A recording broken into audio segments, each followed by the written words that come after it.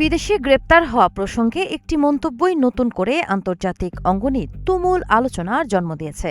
কূটনীতি, আন্তর্জাতিক আইন এবং সামরিক শক্তি, তিনটি বিষয়কে একসঙ্গে সামনে এনে ইসরায়েলের প্রধানমন্ত্রী এমন এক বার্তা দিয়েছেন যা নিয়ে বিশ্বজুড়ে শুরু হয়েছে বিতর্ক।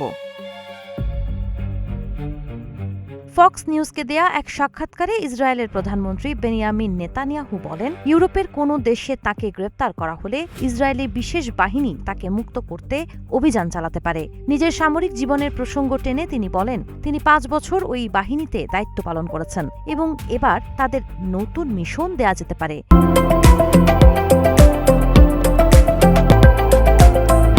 যদিও এমন কোনো অভিযানের পরিকল্পনা বা কৌশল সম্পর্কে তিনি বিস্তারিত কিছুই জানাননি।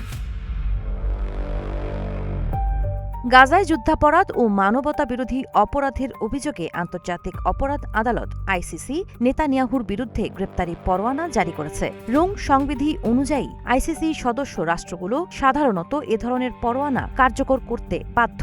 ইতোমধ্যে কয়েকটি ইউরোপীয় দেশও জানিয়েছে, নেতানিয়াহু তাদের ভূখণ্ডে প্রবেশ করলে আন্তর্জাতিক আইনি বাধ্যবাধকতা অনুযায়ী ব্যবস্থা নেওয়া হবে। বিশ্লেষকদের মতে, সংশ্লিষ্ট দেশের অনুমতি ছাড়া এমন কোনো সামরিক উদ্ধার অভিযান আন্তর্জাতিক আইন লঙ্ঘনের শামিল এবং তা বড় ধরনের কূটনৈতিক সংকট তৈরি করতে পারে।